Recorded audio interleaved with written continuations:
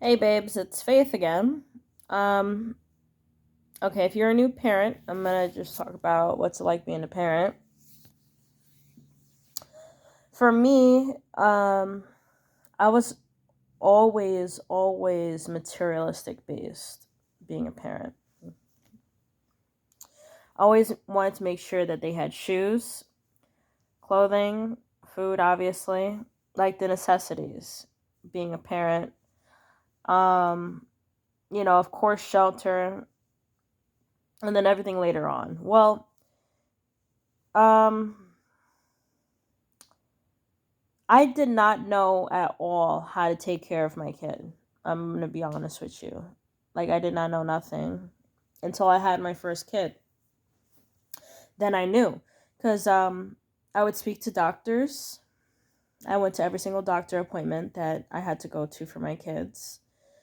And, they said, okay, well, the baby needs this amount of ounces, this type of food, this, and that. And I was like, what? This is crazy. Because literally within a few months, developmentally, your child eats different foods. And I'm thinking, okay, well, babies are going to be drinking milk for a long time because that's what I did when I was a kid. you know, when you're young, you're ignorant. But I really thought babies would just drink formula and oatmeal or something.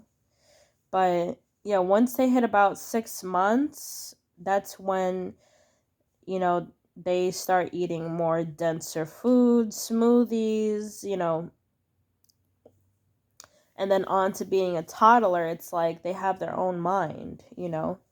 Once they're a few years old, they're like, okay, I don't want that. I want this. And at times you gotta say, you know what, baby, this is gonna be good for you, and mommy's eating it, and then your baby will eat it. And you gotta be really careful about allergies too. Introducing your baby to peanut butter and seafood.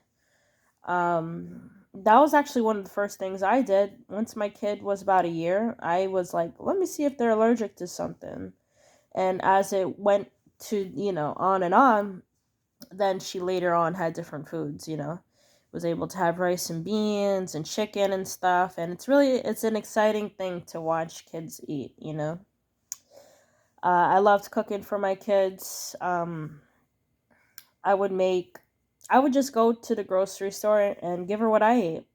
I would go shopping. I would get pears and apples and yogurt, just for a snack.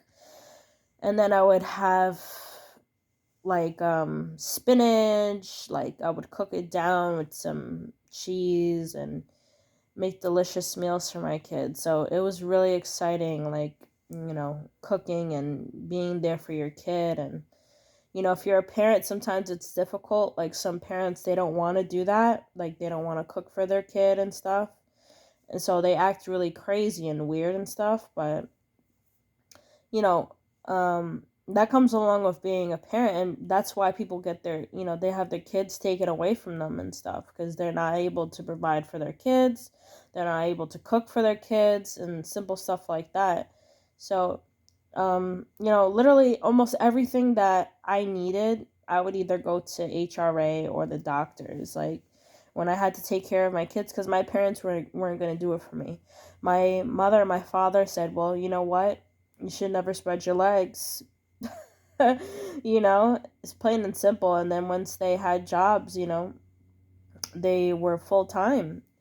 You have family that works full time or they live far away. That's your only option to, you know, fend for yourself and help your kids. So, it is like you have to find somebody that's like-minded also. Like I tell this to young people all the time.